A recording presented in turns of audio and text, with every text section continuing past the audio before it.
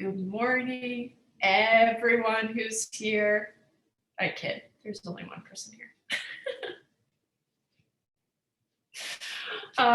Okay, so let's see here. What were we doing last day? Oh yeah, so we started trig and trigonometry. So just as some quick review, sort of review, I'm going to cheat a little bit. And what I'm going to do is I'm going to grab that unit circle here from that handout. It's at the top of the Moodle page in case you don't have it. But we introduced the unit circle. Right. So for review, we introduced the unit circle.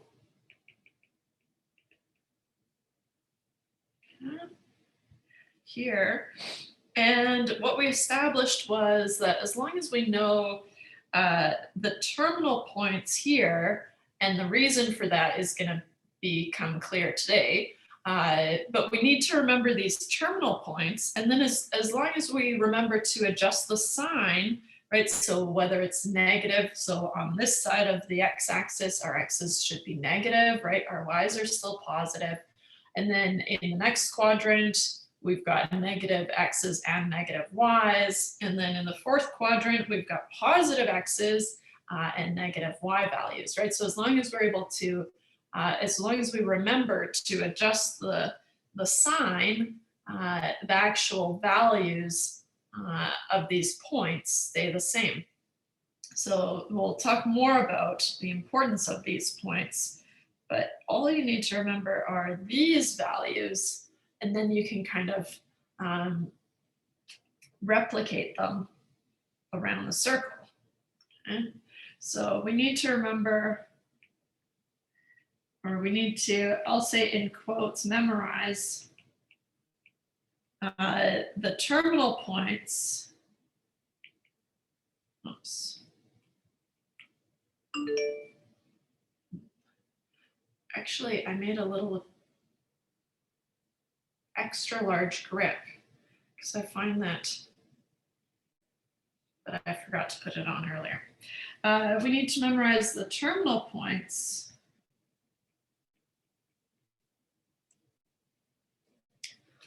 at least in the first quadrant.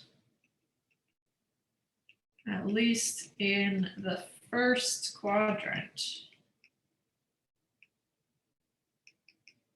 And we talked about, you know, what does it mean to be on the unit circle? Well, it means that we have a radius of 1, making some of these endpoints, right, some of these terminal points easy to find, right? So if the arm is a length of 1, then we can move around and we can find those terminal points. And then we had cutoff points at the pi/6 mark. And remember, the circumference of a circle with radius 1 is 2 pi, right? So 1 revolution is a distance of 2 pi. Right, and this is for the unit circle. Right, where r is 1. In general, the circumference is 2 pi r, right? And so that's why it's 2 pi. So that means that the halfway mark is a distance of pi, and so the distances are the ones that are listed on the outside here. And then the ordered pair is the terminal point. So we have this component here is the terminal point.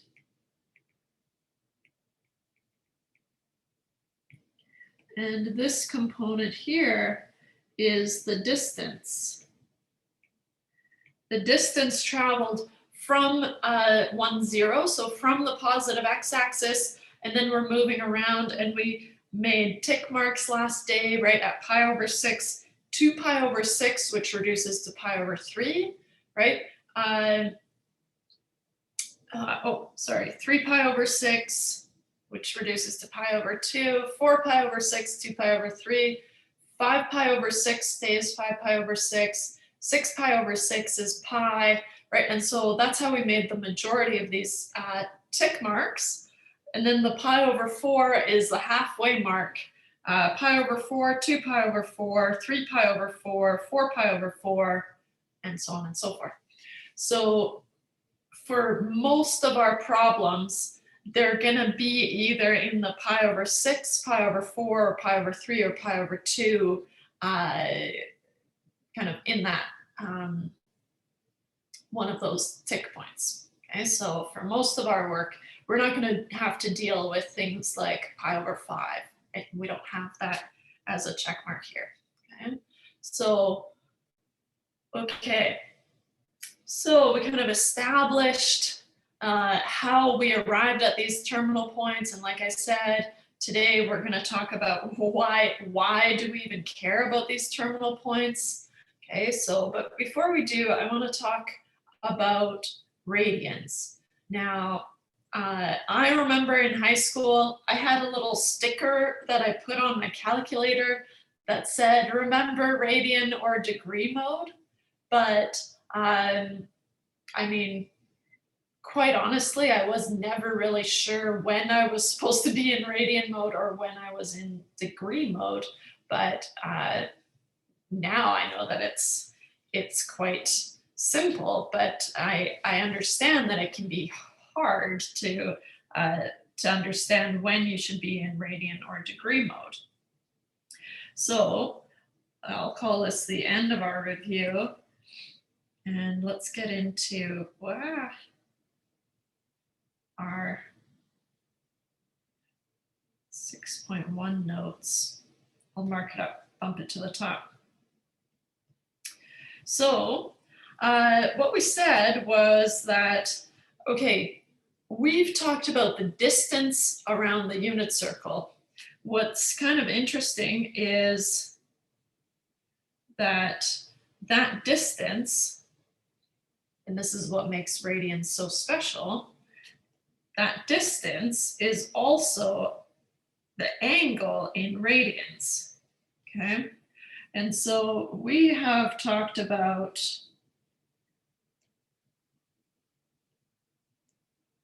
the distance around the unit circle.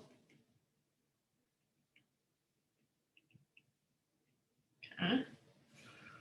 But that distance, and this is where it gets a little bit mind-boggling, that distance is also going to be the angle in radians. Okay. So the distance is also the angle, the angle in radians. Okay.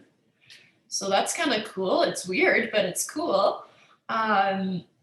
So we've been talking about, okay, so a distance of pi over 6, right? So here I've moved a distance of pi over 6. Well, what that tells me is that this angle, so from the positive x-axis, drawing a line through that pi over 6, that angle is also pi over 6, right? It does assume that we're starting here on the positive x-axis, and maybe I'll grab this copy. Okay. So it does assume that we start on the positive x-axis, which is called standard position. Okay. So here, what this is saying is that from this point to here, this angle, which we usually connect kind of two lines, I am assuming that you've done some trig before, SOHCAHTOA and stuff like that, right? So we usually connect these two lines with this kind of bow to indicate that there's an angle here.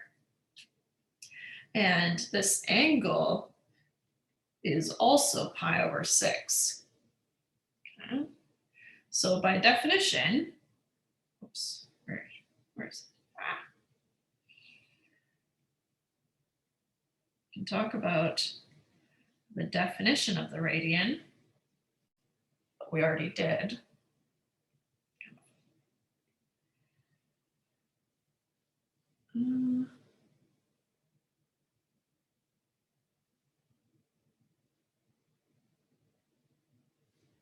Move that down here. Okay, so let's see here.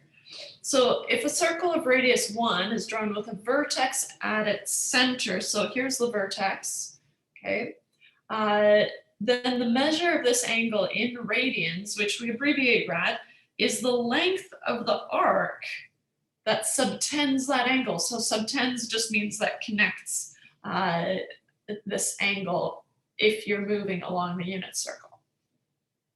So that's what we mean when we say that. So here we kind of said it kind of casually, and then here this is the actual definition. But as long as you remember that, okay, these guys, these pi over whatevers, those are the distances, but they're also the angle that kind of is made by going from the positive x-axis, right, and around the circle. Remember, a negative angle just means that you go from the positive x-axis, but you go clockwise instead of counterclockwise. Mm-hmm. And so we're not used to saying, oh, you know, make a pi over 4 degree turn. That doesn't make sense. It's in degrees. But you make a pi over 4 turn at the stoplight. No. Maybe a 45 degree turn makes more sense, right? Kind of half a 90 degree turn. Right, and so we usually talk in degrees, right? When we talk about angles, we often talk about degrees because they're a little bit easier to wrap our heads around, right? And so when we talk about angles, we often talk about them in degrees.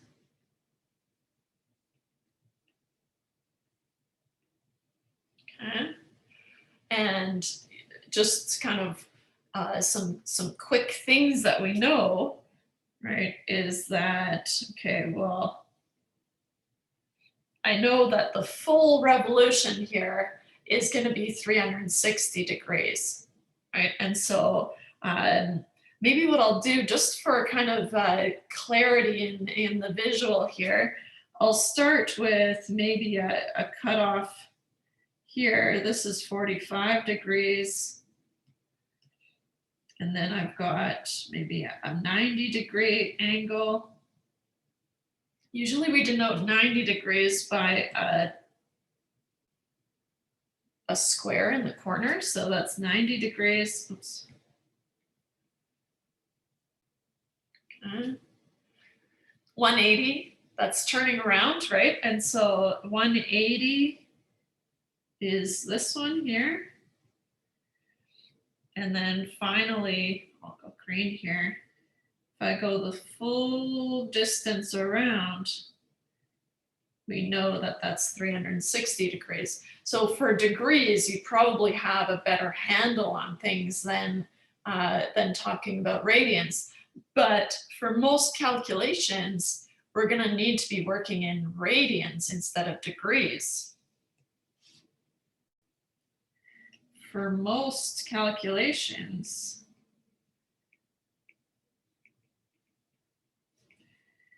we need to work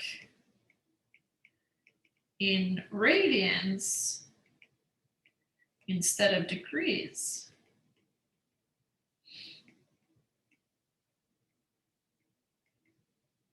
Okay. So we need some way to go between the two, which is in the handout.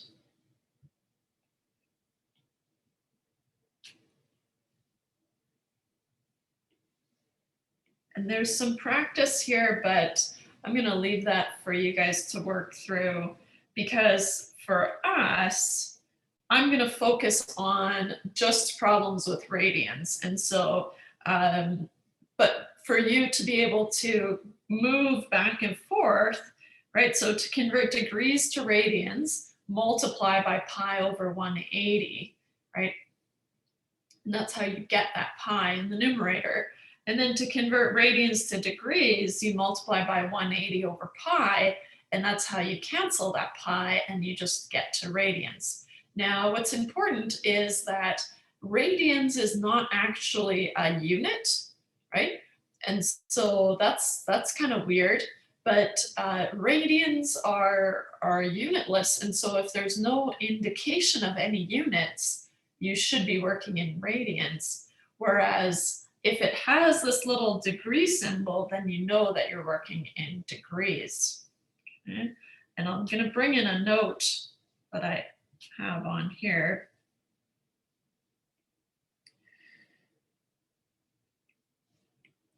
Because it's really, really important.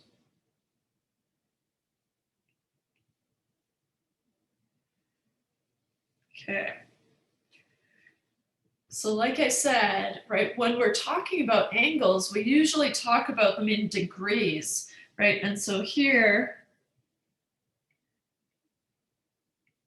that's in degrees. So what we really mean is an angle whose measure is 30 degrees, but also, so theta, I don't know if I've introduced theta, but I will say here, note, theta is this little kind of egg shape or an O with a line through it, a horizontal line through the middle, and you read it as, it's the Greek letter theta, Theta, and theta will always just denote an angle. Denotes an angle. Okay. So for an angle theta, we write theta equals 30 degrees or theta equals pi over 6. Notice that the degrees has the little degree symbol, okay? Whereas the theta equals pi over 6 doesn't have any units, okay? And so that's how I know that it's in radians, okay? So we say that to say that, okay, the measure of theta is 30 degrees or pi over 6 radians, right? When no unit is given, the angle is assumed to be measured in radians, okay? And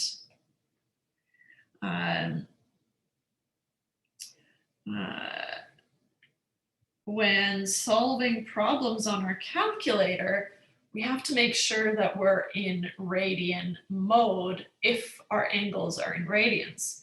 When solving problems on our calculator,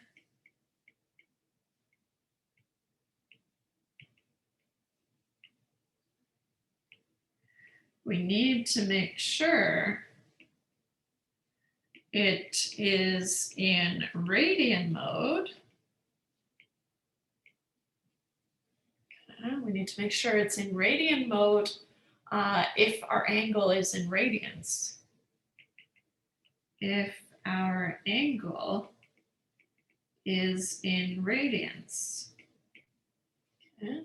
And I'll highlight that again, but that's really important to keep in mind, right? And how do we know if it's in radians or not? Well, if I give you theta is 30 degrees, well, then it's in degrees. You should be in degree mode. And if I just tell you, oh, the angle is pi over 6, no units, then you know you have to be in radians. Okay. I'll show you on that Desmos calculator that we've been using how to change the mode. There's a little toggle down here and it says it's in degree mode right now. And if I hit it, it changes it to radian mode, right? And then if I hit it again, it'll change to degree mode. So make sure that you're in the right mode, but it's as easy as just switching back and forth You might have to dig a little deeper on kind of a real calculator like this, but there's usually on this one, there's a setup, and the second option is the angle in the angle unit. So that's where I would change it. So it depends on what calculator you're working on. So get to know your calculator. Okay. So I'll keep it in degree mode for now, but for most of our calculations in the future, we need to be in radians. Okay. So we kind of talked about coterminal angles. Coterminal angles just mean that they end up at the same terminal point, right? And so they would have the same trigonometric values. And what I want to do is I just want to get into sine and cosine and all that fun stuff. But now you should have a pretty good handle on these terminal points, right? So these guys here, remember you only need to kind of remember the first quadrant, and I'll give you some tools to remember what to do for the other quadrants, but as long as you've remembered these points, you should be okay. So we're gonna do section 5.2 and 6.2 one after the other because they're introducing the same concepts, just slightly different takes.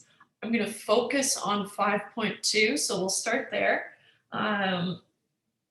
because we've worked with the unit circle, so we're kind of comfortable with the unit circle, or we will be. So 5.2 is called trigonometric functions. Trigonometric functions of real numbers.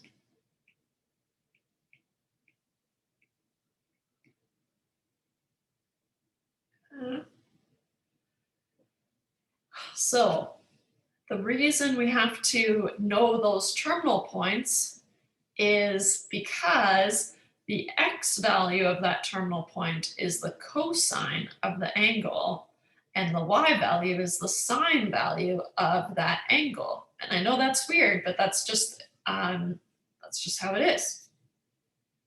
So the reason we need to know the terminal points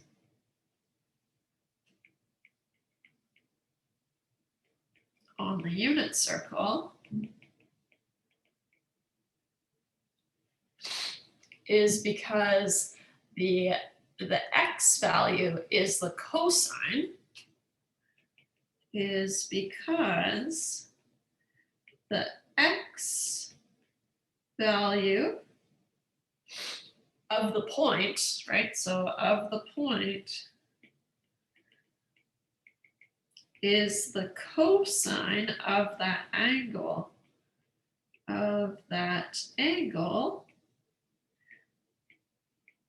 and the y value is the sine of that angle.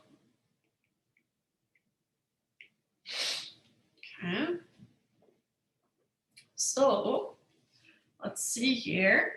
Can't remember what the last thing. Oh, I was hoping it was this little guy.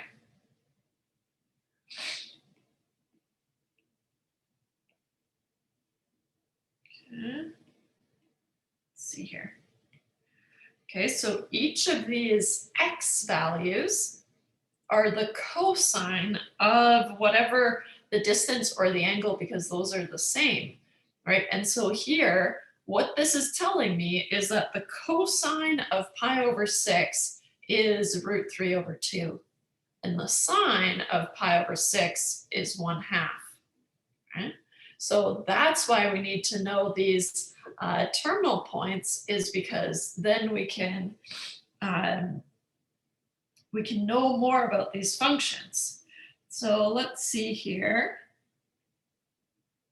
In blue, I'm going to say that the cosine of pi over 6 is root 3 over 2, and the sine of pi over 6 is 1/2.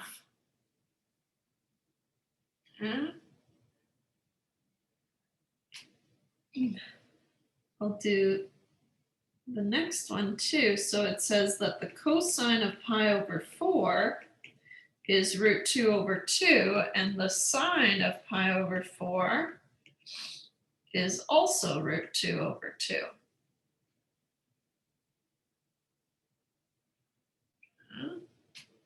Let's do this last one, which says that the cosine of pi over 3 is 1/2, and the sine of pi over 3 is root 3 over 2. And then we can go all around the circle, right? But just kind of making mention here, the cosine of pi over 2 is 0, and the sine of pi over 2 is 1. Maybe I should put that on the list. I'm running out of colors though. Pink, that's my go-to. The cosine of pi over 2 is 0, and the sine of pi over 2 is 1. Okay. So we can go all around, and now we have a really big roster of sine and cosine values that we can grab from. And remember, even if you're looping around the circle a few times, right, as long as you end up at one of these terminal points, then you can find the sine and cosine. What else? Well, all the other functions depend on sine and cosine. So if we know sine and cosine of an angle, let's start calling them angles, then we can evaluate the other trigonometric functions as well. So I'll make a note of that here. If we know the sine and cosine of an angle, we can develop the other trigonometric functions as well. The other trig functions as well.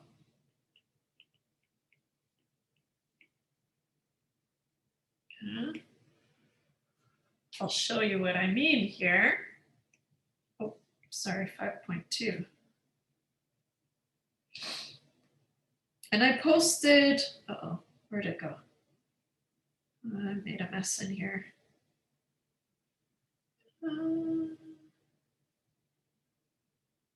Maybe I don't. 5.3.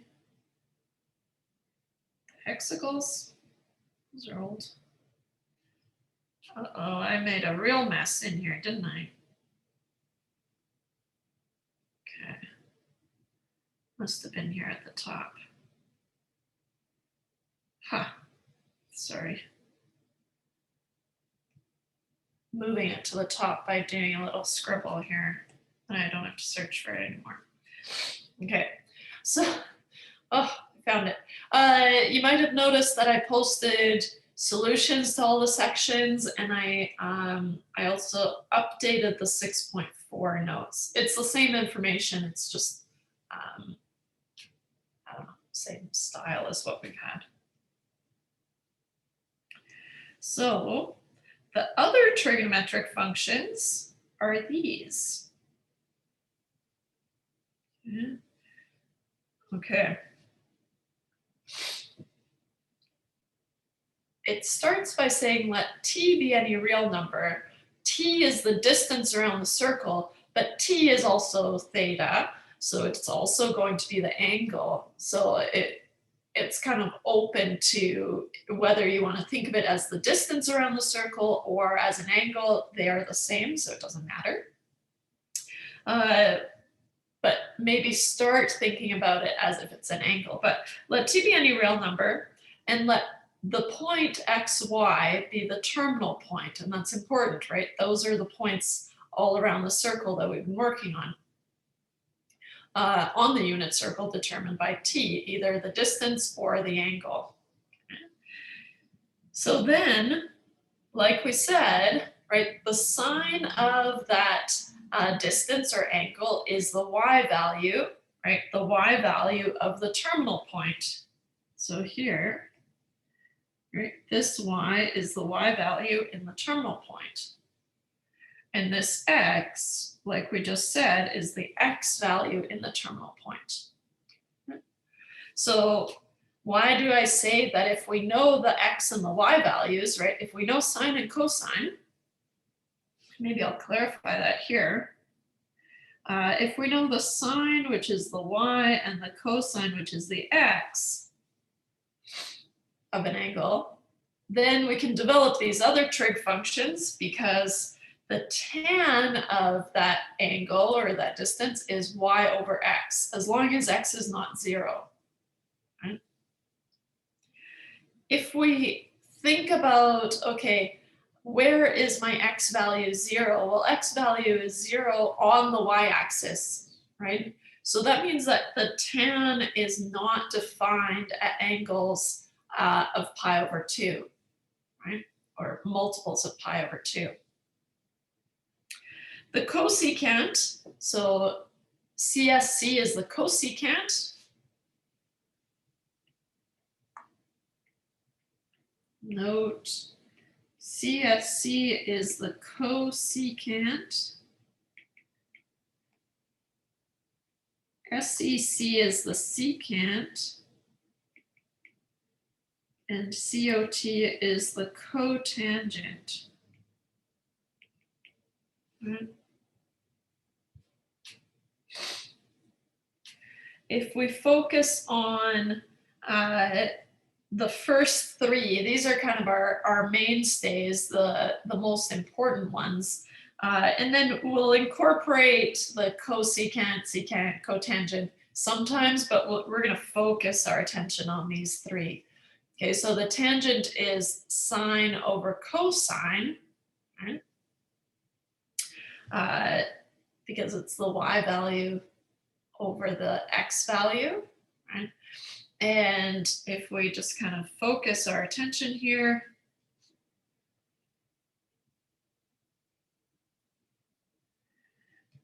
this y value is the sine of t, and this is the cosine of t. Yeah. And this x can't be equal to 0 is really saying, so x can't be equal to 0 is really saying that the cosine of t can't be equal to 0. And we know that the cosine of t, which is that x value, right, is on the y-axis. So therefore, the cosine of t cannot be at multiples of pi over 2. Cannot be a multiple of pi over 2, right? Because if we imagine our unit circle here, right? Here x is 0, right? Here I'm at 0, 1. And then the only other time that x is 0 is when I'm down here at 0, negative 1. And this angle is pi over 2. And this angle is 3 pi over 2.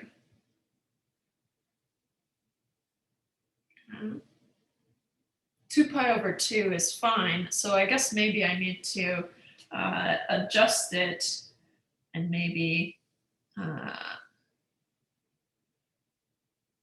multiple of pi over 2. I'm going to go a little nuts here, plus n pi. Because any multiple of pi over 2 would put me here at pi over 2, 2 pi over 2, which is actually allowed. So what I mean is any kind of half terms starting at pi over 2. So how we do that is by doing n pi. And I know that's weird, but I'm just going to grab the blurb, and then you can just have that and don't worry about it. So what we're actually talking about are the domains, right? The domains for sine and cosine. There's no restrictions. I'm not dividing. I'm not taking square roots. I'm not taking logs, right? And so those all have restrictions, but it's just the x and the y values. So the domains for sine and cosine are all real numbers.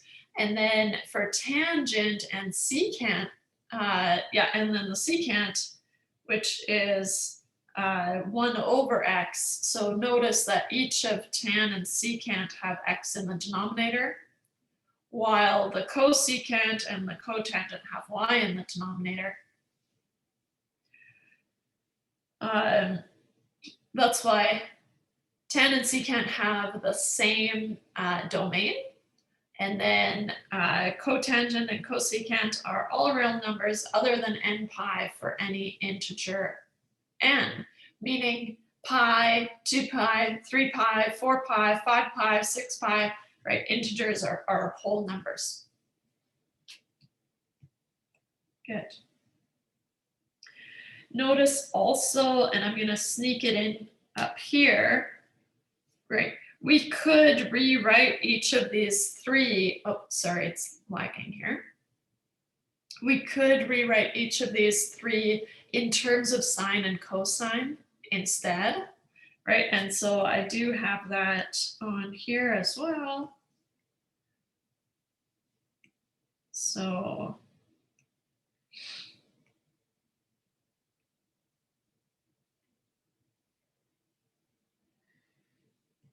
notice that we could rewrite the functions in terms of sine and cosine instead.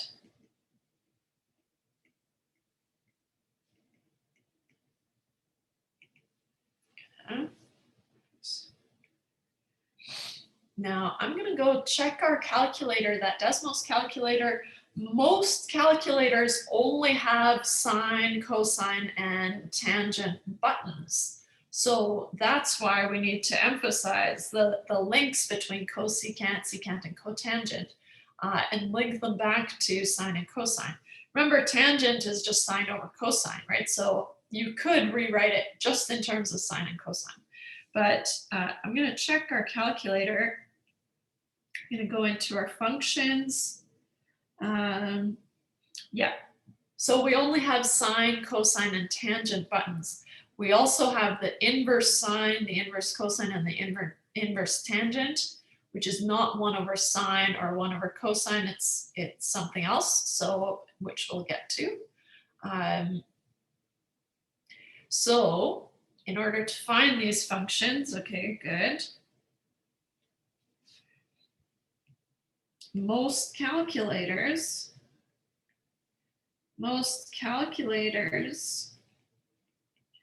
only have sine, cos, and tan buttons.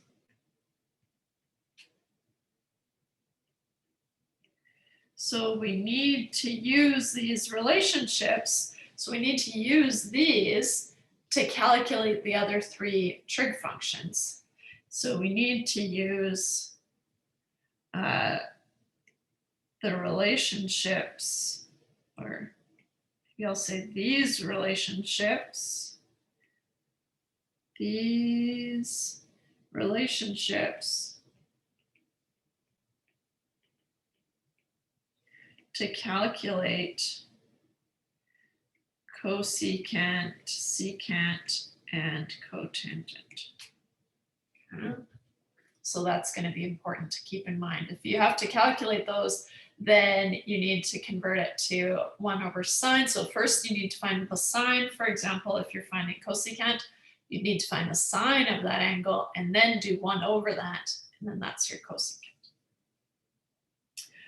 Okay, so There is a little blurb on the handout where it actually outlines some key points. Okay. And notice again that we just need to look at the first quadrant, right? We actually already listed these, right, in terms of sine and cosine, but this table goes on, right? So the sine of theta, or 0 is 0. The sine of pi over 6 is 1/2. The sine of pi over 4 is √2/2. The sine of pi over 3 is √3/2. And the sine of pi over 2 is 1.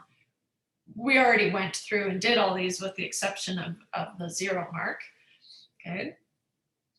And we also did the cosine, right? So we've done these. We can go ahead and we could develop the rest of these functions, but here they are just for reference if you find that that's easier.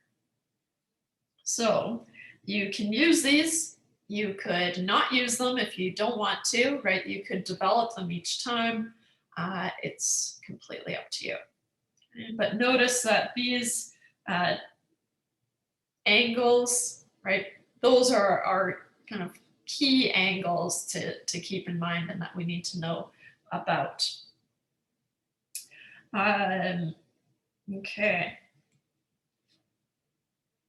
There's also, so you guys are a little bit different because you don't need to memorize stuff, but of course, if this was in person, you would have to memorize it for the final exam, and that's hard. So I will just kind of point you towards this way of sort of easily memorizing these things. I personally just think it's easier to memorize the terminal points and then build up the sine and the cosine. But here's kind of the one way that you can memorize these things. Also remember that depending on what quadrant you're in, that's going to make your x or your y or both negative, right? So here in the first quadrant, all functions are positive because both the x and the y are positive, right? In the second quadrant, okay, your x is negative, so that means your cosine is negative, and anything involving cosine is also negative because the y is positive. One positive and one negative will just make a negative. So the only one that is positive is the sine function, right? All the other ones are sort of related to cosine. So so then sine is the only one that's positive. In the third quadrant, then we have x is negative and y is negative. So the only one that's going to be positive is the tangent because that's x over y. So a negative over a negative actually makes positive. And then in the fourth quadrant, your x's are positive and your y's are negative, which means your cosine is going to be positive, but your sine is going to be negative, and thus the tangent is also negative. And notice here, I've heard lots of different kind of mnemonics, I guess. You could start down here and write cast, or I like to start in the first quadrant, and I actually think it's kind of cute. All students take calculus. You don't need to remember these, right? It depends on how your brain works, to be perfectly honest, right? So if you're able to just use these terminal points and figure out if it should be positive or negative, then you don't need to worry about these or these for that matter, right? It's just, these are just tools to help you kind of remember what to do. Okay. Before we go on, I just want to do a couple of examples because we haven't really done any examples here. So Let's see here. Let's do 6. Okay. Notice if you just kind of skim it, these are all over 6, so pi over 6 values. These are all pi over 3 values. These are all pi over 4, and then we're back to pi over 6. So maybe what we should do is kind of work our way across. These are all sine and cosine. Oh, they're in tangent. Okay. I want to, let's do this one. Need a tangent. Not this one. Oh. So I've got a pi over 6, I've got a pi over 3, and let's do this one. Oof. Only because I wanted a nice variety here. Okay. So 5c, we want to find the tangent of 7 pi over 6. Okay. 7 pi over 6, let's just first, I'm going to grab that unit circle. So if you have access to a printer, I think it's really worthwhile to print off, especially just this unit circle, if nothing else, because we're going to kind of drive it into the ground here.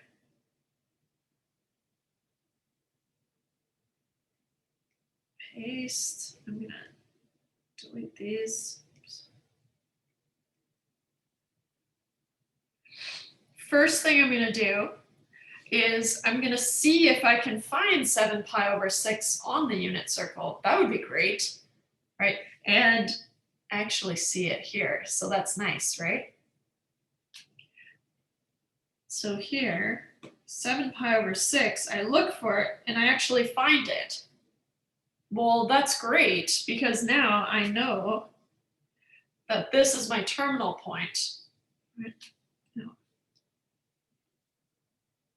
Sorry.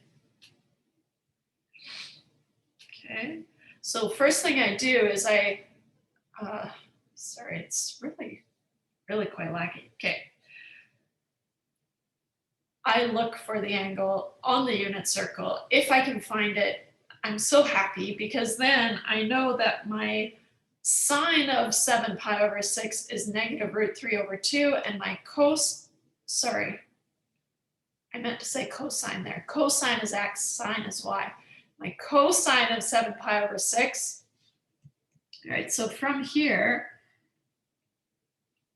we see that the cosine of 7 pi over 6 is negative root 3 over 2.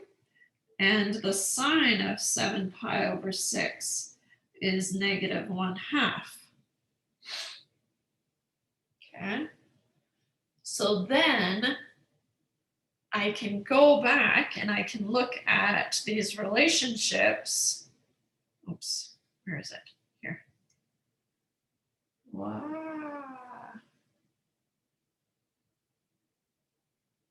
The tan of 7 pi over 6 must be the sine of 7 pi over 6 over the cosine of 7 pi over 6. Okay. So let's go in and write that out. So therefore, the tan of 7 pi over 6 is the sine of 7 pi over 6 over the cosine of 7 pi over 6. And to try to keep it on the same page here so it's all kind of lumped together, I'm going to work across here. I don't like it, but I will. So I get negative 1/2 over negative root 3 over 2. I already know that a negative divided by negative is going to be positive. Also, hey, back to fraction work, right? I've got a fraction over a fraction, so I need to flip the denominator and multiply.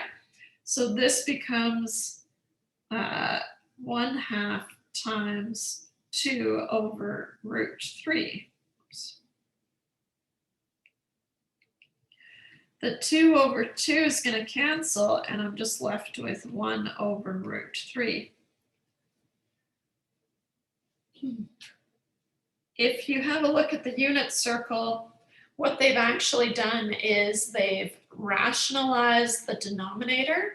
So to move this root from the denominator up to the numerator, you multiply by √3 over √3.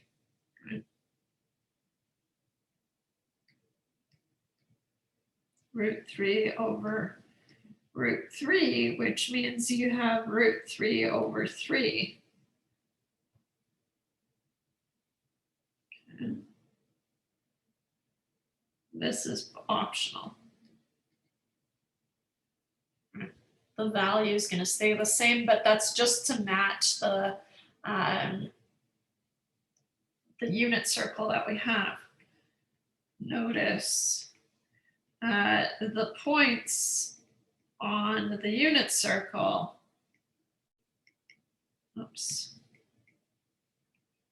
on the unit circle have rationalized denominators.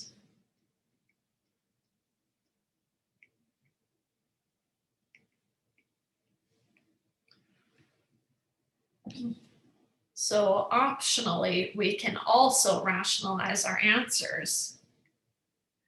So optionally, we can also rationalize our answers.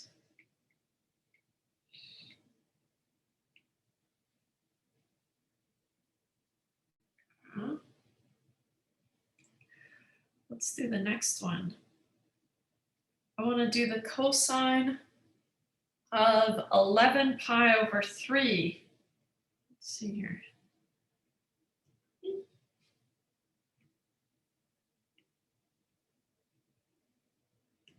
Okay. WebAssign should be okay either way because it's just going to evaluate whatever you say and then compare it to the number. So you shouldn't have to rationalize in WebAssign. It's just to make it match, because sometimes it can get confusing when we have these rationalized answers and ours look a little bit different, like 1 over √3. But it's totally optional. You shouldn't have to do it. If you do have to do it in WebAssign, let me know, but you shouldn't have to. Yeah, you're okay. Good question. Okay, so let's see here.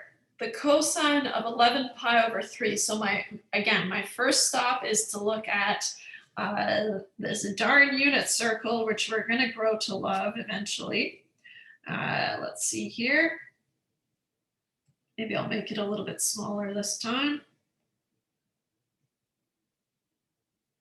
Okay.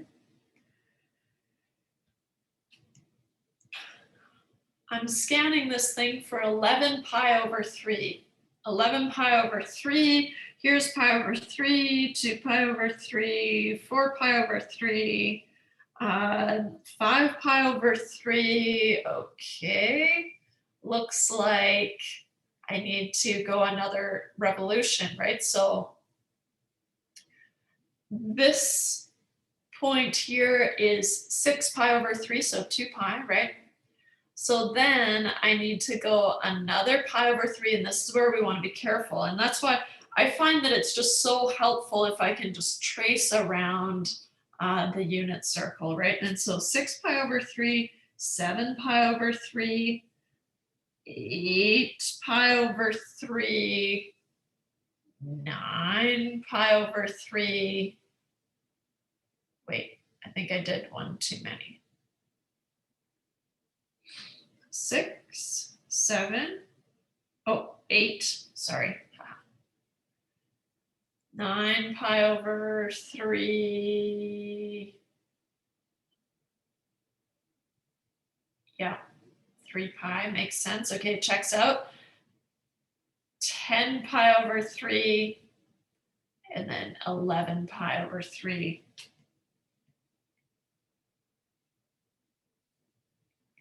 So this is at 11 pi over 3. I also knew that 11 pi over 3 was going to be somewhere close to 2 revolutions, right? Because 6 pi over 3 was 1 revolution, right? 2 pi. So then 12 pi over 3 must be almost 2 full revolutions, right? And so the next step would be a full second revolution.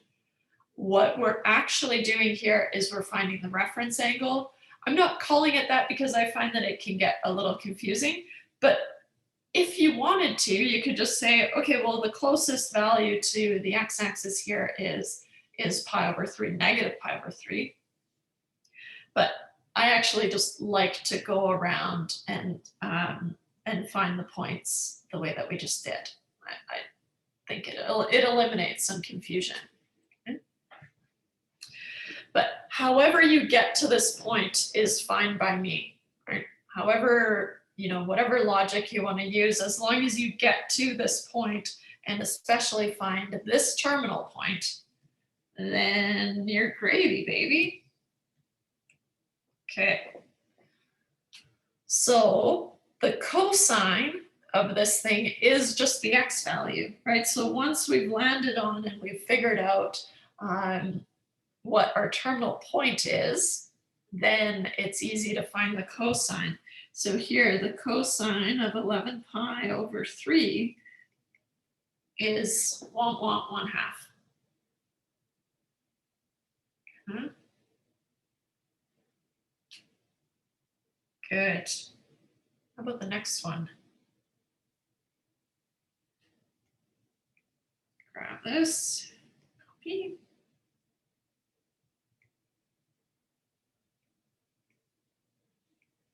(11 pi over 4). Just so we don't really waste our time again, right? A full revolution would be 8 pi over 4, right? So we can just start at 8 pi over 4 and maybe like as we get more comfortable with these, you will be able to cut some of those corners, right? And say, okay, well, a full revolution, if it's being divided by 4, must be 8 pi over 4 because it has to be 2 pi. So then you can just start here and say, I'm pretending I'm starting at 8 pi over 4, 9 pi over 4, 10 pi over 4, oops, 11 pi over 4, right? So it has the same terminal point. It's coterminal with 3 pi over 4, right? Which makes sense, right? Because from 8, we have to move how far? 3 pi over 4, 8, 9, 10, 11, right? So here, this is at 11 pi over 4. So our terminal points are these negative √2 over 2 and √2 over 2. So again, x's are negative, y's are positive in the second quadrant, and that's reflected in the terminal point. So then the sine of this thing is just going to be the y value. So here, the sine of 11 pi over 4 is √2 over 2. Nice. So definitely do some of those practice. I've given you lots of practice problems, right? Really get quick at using that unit circle, working around, okay, trying to find the point. It's tedious, but once you kind of get into the groove, you're going to be fine and get really quick at finding these values.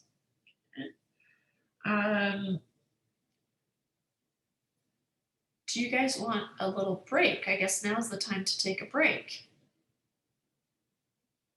Or do you prefer if we just keep going and then you want a little break? Yeah, let's take a little break. It's too early. Yeah, let's have a little break here.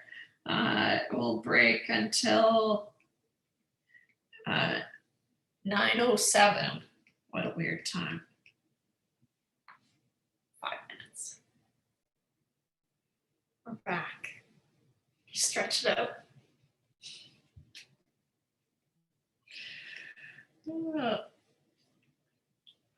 All right, so let's see, what were we? Oh yeah, hey, that was a great place to stop anyway, so we're pause, I guess. So make sure that you run through, there's quite a few problems here, but they actually won't take you that long as you're working with that unit circle that I've given you, right? So, so kind of work through these, right, and make sure that they're all good. The next thing I want to talk about is what we call the fundamental identities. And I'll bring them in here. Okay. But sometimes the relationships that we have are not, as obvious as, oh, it's the x value or the y value, or even the y over the x value, right? Sometimes we need a little bit more to go on. Notice that this is actually, these first three, we've already brought these up. And I think even the tangent, roundabout way, but these are all we've already talked about these, right? So if we want the cosecant, it's 1 over the y value, which we could replace with the sine value, right? Secant is 1 over the x value, which we could replace with the cosine value. And then there's actually 2 ways of writing the cotangent. It depends on if you have the tangent, then you could just use 1 over the tangent. Or if you only have sine and cosine, remember what I said, as long as you have sine and cosine, you can develop all the other functions, right? And so if you have sine and cosine, then you could find the cotangent this way, right?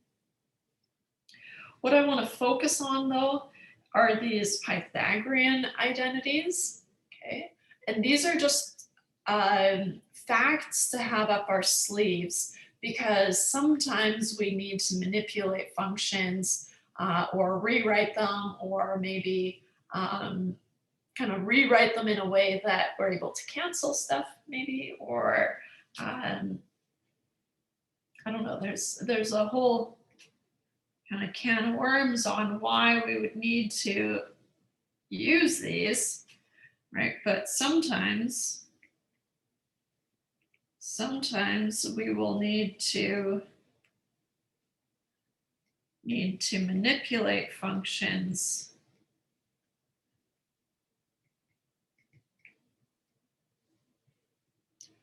kind of beyond the reciprocal identities, right? Beyond these kind of basic, oh, if you want the cosecant, it's 1 over sine. If you want the secant, it's 1 over cosine, right? So sometimes we'll need to manipulate functions beyond the reciprocal identities.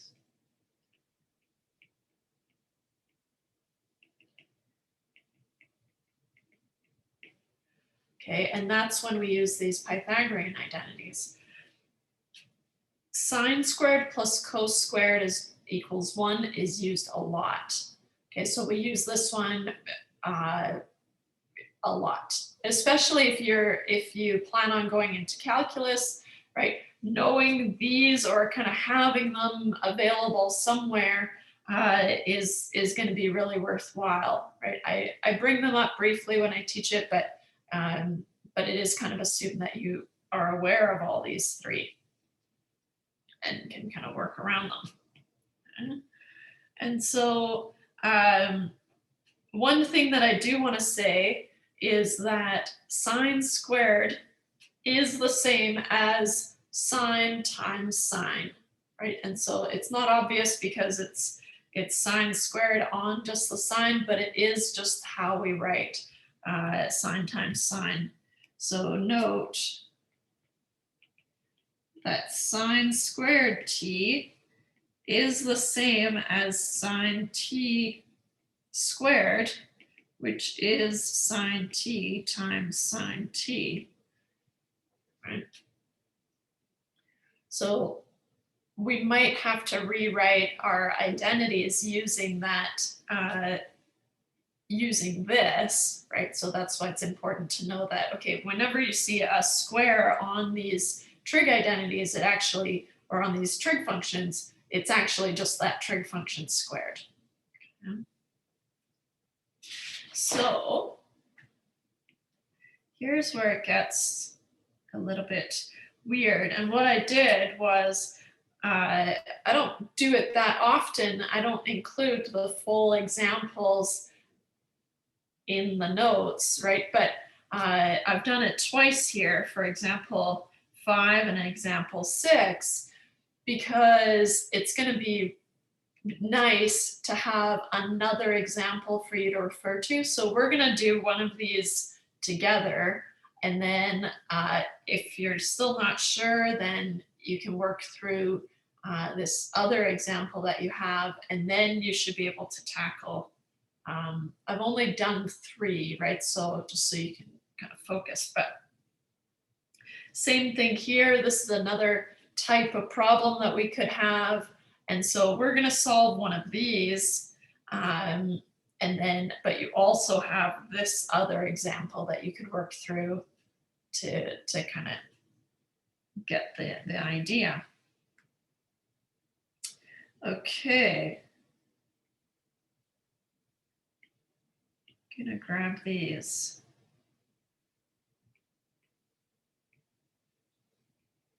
And I'll say for these guys, also see, I can't remember what example it was, example 5. See example 5 in the notes, or in the handout, I guess. In the handout for an additional example.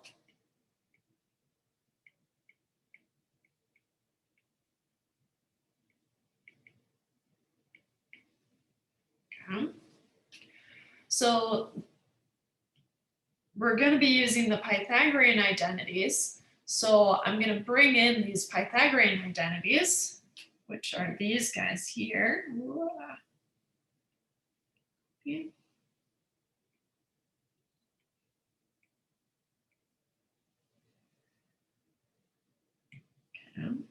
Find the values of the trig functions of t from the given information.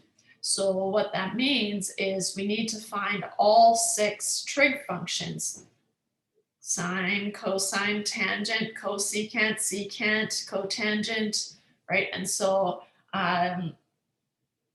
here, find the values of the trig functions, right? So we need to find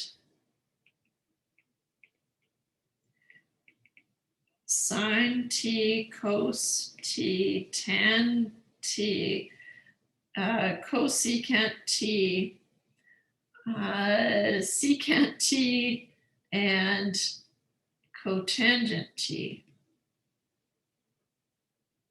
Okay. And I'd say that this one is probably the hardest. So let's do 65 together.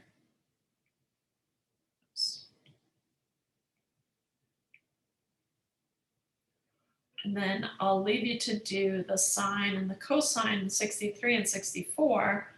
So I've got 65. I'm told that the secant of t is 3, and the terminal points, or the terminal point, is in quadrant 4.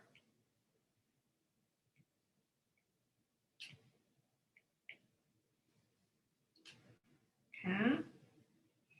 So what I'm also going to bring in is I'm going to bring in the other functions, right? Let's see here.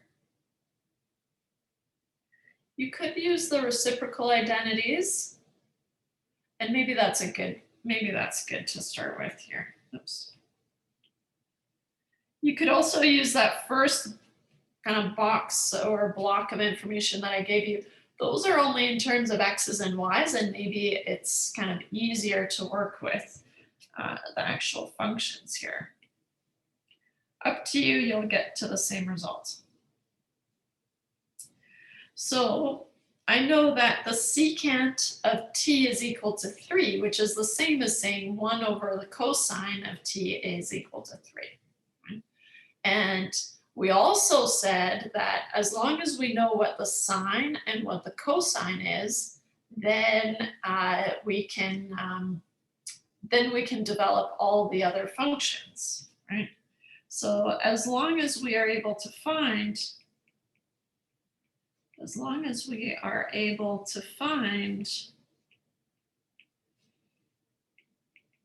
sine t and cos t, we will be able to develop all 6 functions. All 6 functions. And for these, what's hard but also fun about these problems is there are often lots of different ways that you could go about it, right? And sometimes you might have to take a few extra steps and kind of find your way there. That's also really hard, right? When you're learning something and there's lots of different ways that you could do it. Some ways are wrong ways and some ways are right ways. That's hard, right? But as long as you're careful and you're following all these rules that we've laid out, then whatever you're doing should be safe, right? And so there's lots of different ways that I could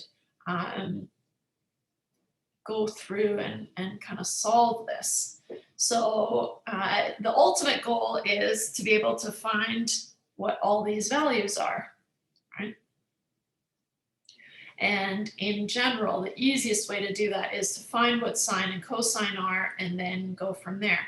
Another thing that we could do, I'm just looking at this here, right? If I know that secant is 3, and I know secant squared, which would be 3 squared, which is 9, right, is equal to the tan squared plus 1.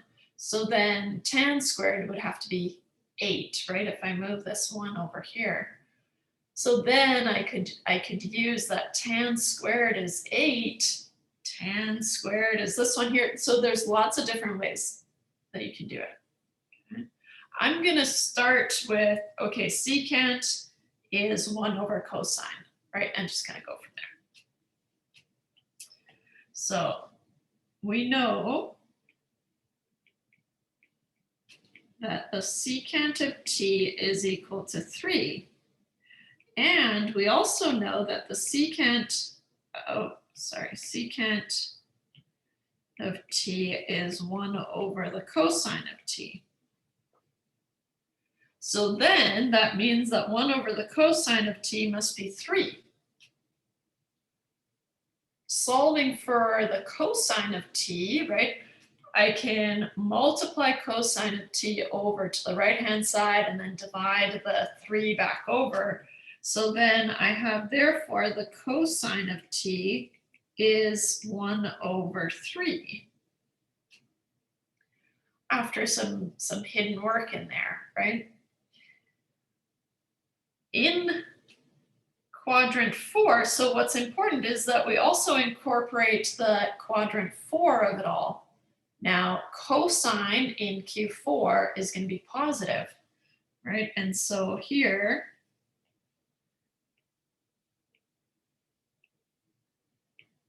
Q4, I know x is positive and y is negative. And I should write up the whole. So this tells me that cos t is positive, right? It should stay positive. If we were in either Q2 or Q3 over here where x is negative, then what we would have to do is we would have to say, okay, I'm going to tack on a negative here to reflect which quadrant I'm in. Okay, so far we have 2 out of the 6 functions. We know that secant t is 3, that's given. We also know that the cosine of t is 1/3. Okay, that's good. So let's see here. What else can we find? Okay. What if I'm gravitating towards this one here? I want to look for, and this takes some practice, right? I want to look for formulas that I can use where I know everything except for one thing, right? So when I look at this formula, for example, I know what cosine is, but I don't know what tan is and I don't know what sine is. So that makes it hard to use because I have two unknowns. And I need to look for formulas where I only have one unknown. The one that's jumping out at me is this one, tan squared plus 1 is secant squared. So let's go there. Okay, so we know that tan squared plus 1, or tan squared t plus 1 is secant squared t. This is the same as tan t squared plus 1 is secant t squared. But I also know that secant t is 3. We were given that, right? So I can replace that secant t. So on this side, I still have tan t squared plus 1 is 3 squared, which means that tan t squared, kind of doing a couple of moves in one go here, is 9 minus 1. So then tan t is the square root of 8. That's weird. We haven't seen a square root of 8 before, but that's okay. We also haven't seen 1/3, so I guess it's fine. Okay. What's nice is now I have my third. So I have 3 out of 6 of these functions. Hey, that's great, right? So here, I'll use a different color here.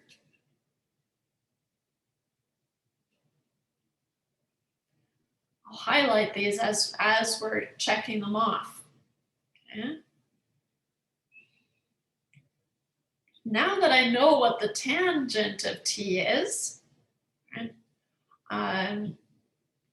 I forgot one thing. It's the plus or minus when I take the square root. And that's important because it depends on what quadrant we're in. But I will say here,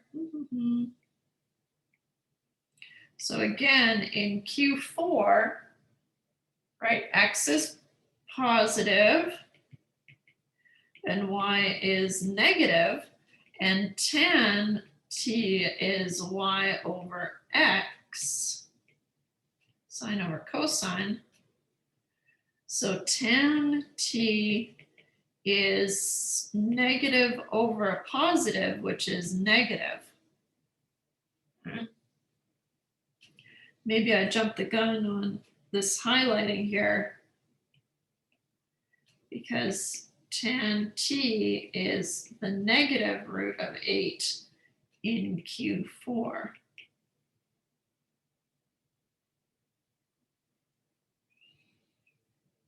Okay.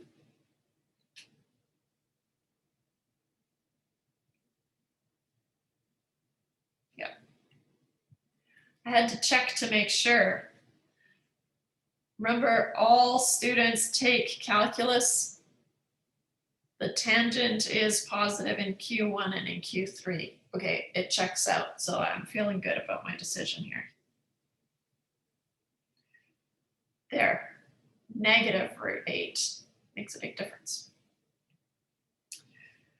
Okay, so now, again, I go back to my kind of limited options here. Here they are. And now I have 3 of these functions, right? I know what the secant is, I know what the tangent is, and I know what the cosine is. So I don't need to use this one anymore because I know all these variables in here. What if now there's lots of ways that we could do this. Again, I'm gonna pick a path, but if you find a different path and it works out to be the same numbers, you did it, okay? So, so play around with it. Because I know cosine, this next sine squared plus cos squared equals 1 might be a nice way to find what the sine of this thing is. So let's use that one. You could have used it immediately once you found cosine, right? But like I said, it's a choose your own adventure type of deal, right? As long as you're finding the same answers in the end, you did it. Okay. We know that sine squared t plus cos squared t is 1. Which is the same as saying that sine t squared plus cos t squared is 1. But I also know what cos t is. It's got to be 1/3. And I think it was positive, right? In Q4, yeah, x is positive in quadrant 4. Okay, we're good. So we know that the cosine of t is 1/3. So how about we plug that in and see where that gets us. So the sine t squared plus 1/3, oops.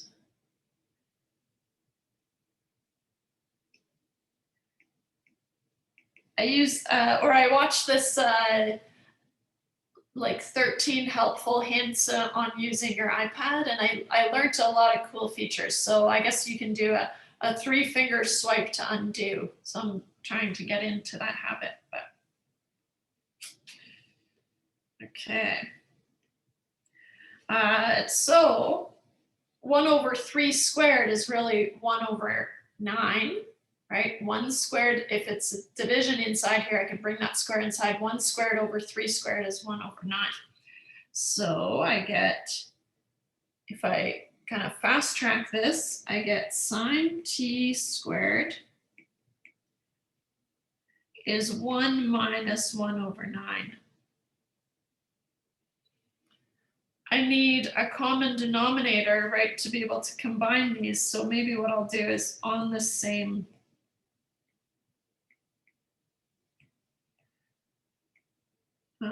1 times, right, to force that common denominator. So then I have 9 minus 1 is 8/9. So then the sine t squared is 8/9. And when I take the square root again, and I'm really good at forgetting to include both options. I don't know why, but I have to really focus to remember. It's important, but I tend to forget. That's okay.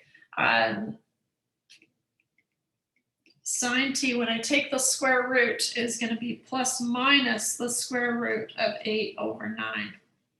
Now, we need to decide if it's positive or if it's negative, and that depends on the quadrant that we're in. And again, right, we're told that we should be working in Q4, where the cosine is positive and the sine is negative, right? Because the sine is the y, which has to be negative, right? Because I'm on the negative y-axis here. So sine t is negative in Q4. So then we say that the sine of t is the negative root of 8/9.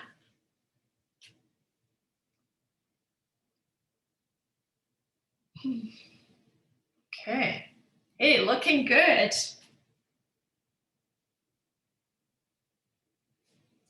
think that's 4 out of 6, right? So which ones are missing? I think the cosecant and the cotangent. Right? So because we know what the tangent is, it's really easy to find the cotangent. So let's do that one. Let's get that one off our backs here. And again, you could have done this in any order, right? So one option is, now that you have both sine and cosine, then you can develop the cotangent. Or even way back when we found the tangent, as soon as you had the tangent, you could have found the cotangent, right? 1 over the tangent. If you did the cosine over the sine that we have, you should end up at the same answer, right? But I'm going to use this one here. So the cotangent is 1 over the tangent.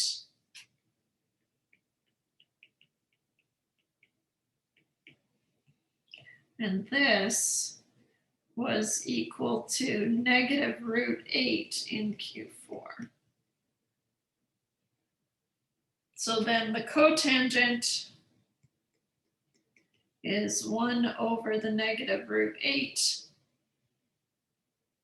Here we could rationalize the denominator if we wanted to. Often all I will do is just float this negative out front or even up top. As long as there's only one negative, it actually doesn't matter where it is in the equation. So, or in the fraction, I should say. So I usually just write it as negative 1 over root 8. Because otherwise it's easy to forget about the negative if it's down here. But if I write it like this, I find that it's easier to see. So, hey, that one was pretty easy. Oh.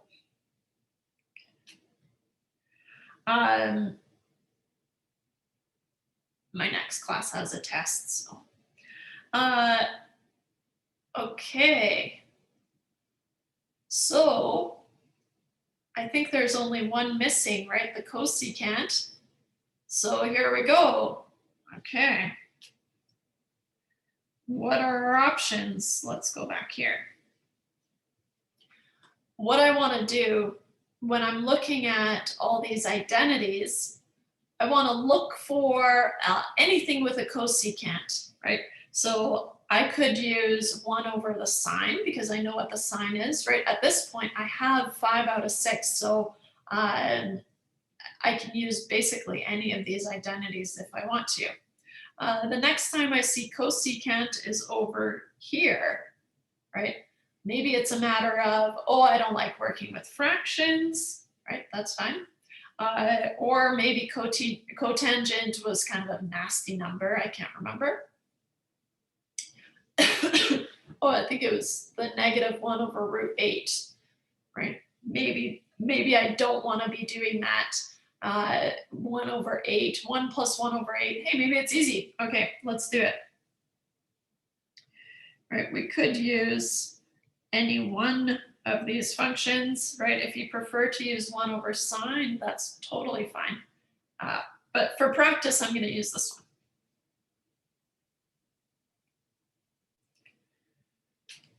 And I'll say we could use any identity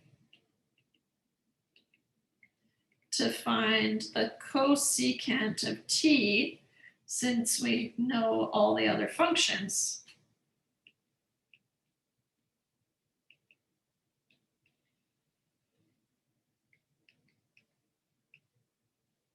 Okay. Pick whichever one is the easiest to work with. Pick one that is easy. I'll put easy in kind of air quotes, easy to work with.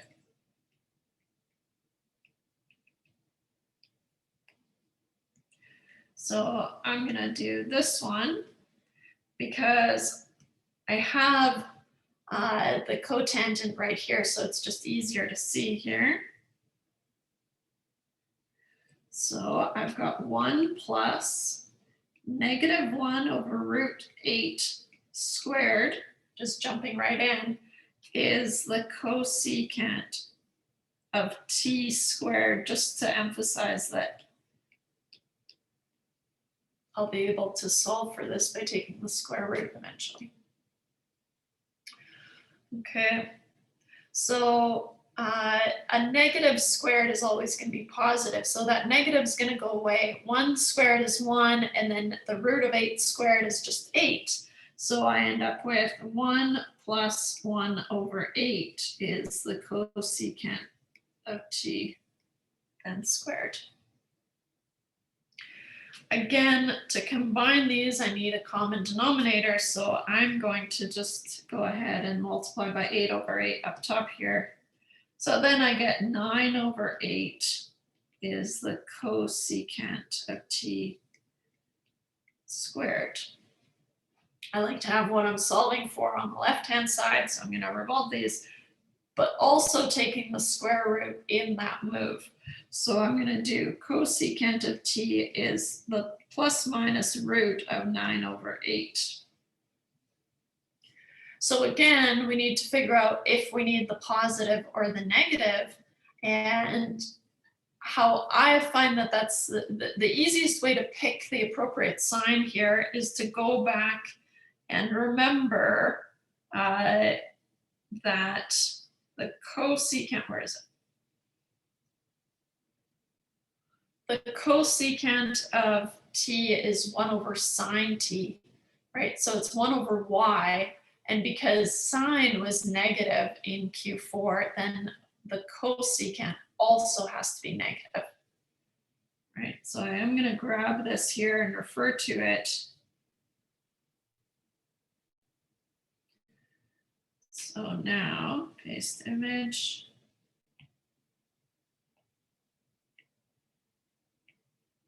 Since sine t is negative in Q4, cosecant t must also be negative.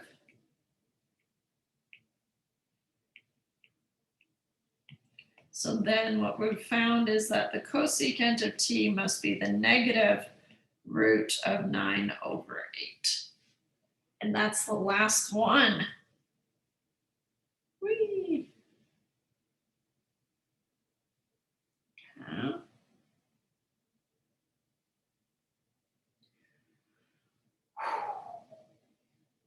Good. Okay.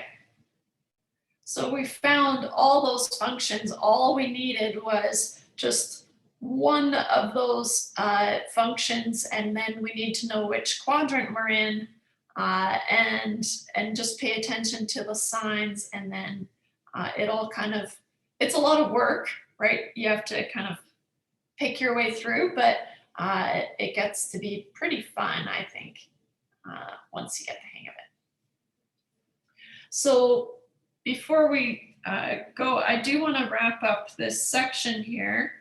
And so another thing that we could do is we can use these identities to rewrite functions in terms of other functions, right? And so we'll just kind of step through this example here, but we want to write tan t in terms of cosine t. So what we want to do is just kind of use these identities to rewrite the functions. Maybe having it in terms of tangent is not useful to you. Maybe you want to have it in terms of cosine t, and then it depends on what quadrant you're in.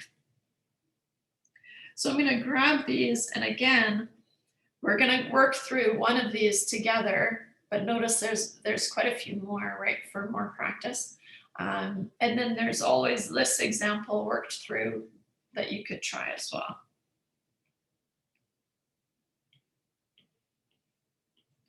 So here also see, I think it's example 6 in the handout.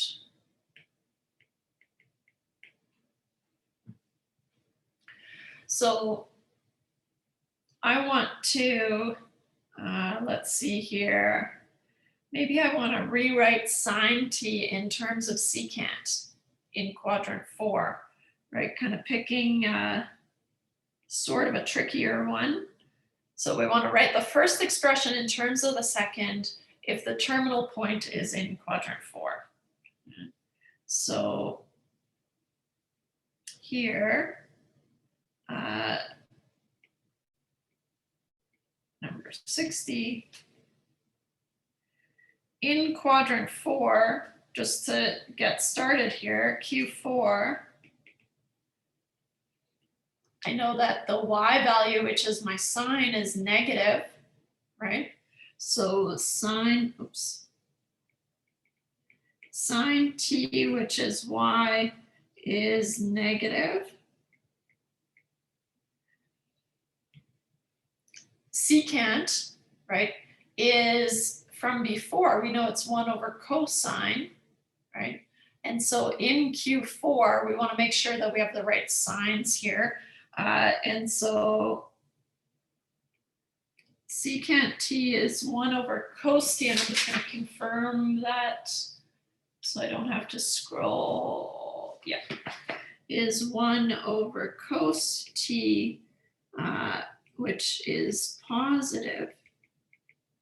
Because cosine is the x value, x is positive, so 1 over a positive number also has to be positive, right? So, so we need to start there and figure out, okay, sine t here, it is going to be negative, but then the result, the secant, in terms of secant is positive.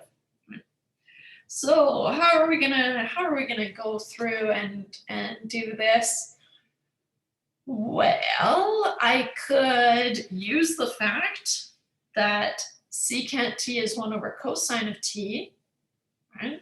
Again, lots of different ways that you could go about doing this. So just kind of play around with it again. So we know, and maybe what I'll do is I'm going to bring those identities just so I don't have to scroll around so much here. Copy. Wait.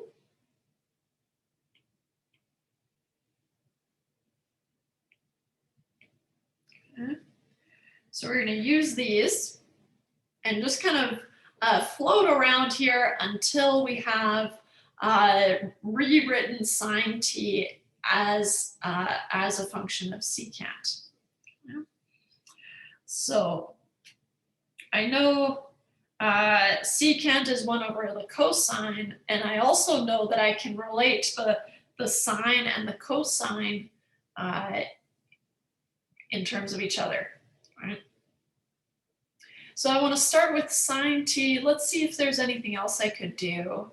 I could use this function here. Okay. We usually start with sine squared plus cos squared equals 1. Okay. So we know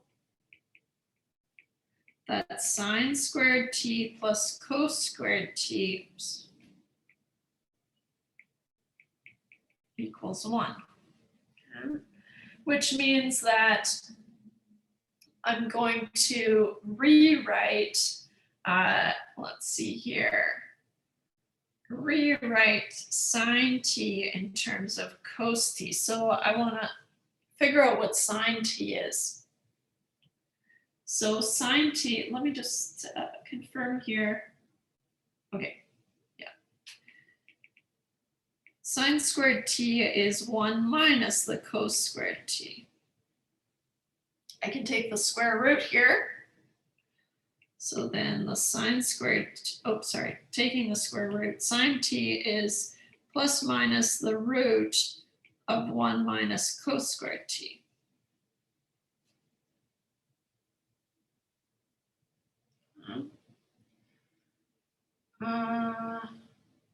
Okay. I already decided if it has to be positive or negative. Sine t is negative, right? So then in Q4, sine t is negative. So then sine t is the negative root of 1 minus the cosine squared of t. Notice that what I've done here is I've rewritten sine t in terms of cosine t, right? So here, I have now rewritten sine t in terms of cosine t. But that's not really what I wanted to do, right? It's just a step towards what I wanted to do. I actually wanted to rewrite it in terms of secant t, right? But because I can relate cosine and secant, right, that's my gateway here. So if I know that cos t, I can replace cos t with, and I have to rearrange this a little bit, right? Oops. So we also know, I'll start with, but we also know that the secant t is 1 over cos t, which means what? It means I can solve for the cosine of t, so then the cosine of t is 1 over the secant of t. What I've done is I've multiplied cos t over here, and then I've divided the secant t over here. So then I can replace this into here. So then what I can do is I can write sine t is the negative 1 minus 1 over secant t squared. And we also said that it actually doesn't matter in this case, but secant t is positive in the 4th quadrant, right? And so, but when I square it, it actually, if it was negative or positive, it doesn't matter, it would become positive. Right? So now I can rewrite this a little bit nicer. Sine t is the negative root of 1 minus 1 over secant squared t. There you have it. I know I went right down to the wire, but that's good. So make sure you practice those because this stuff can be a little bit icky until you get comfortable moving around those formulas. Okay? If you have any questions, let me know. Otherwise, have a great weekend. I'll see you on Tuesday.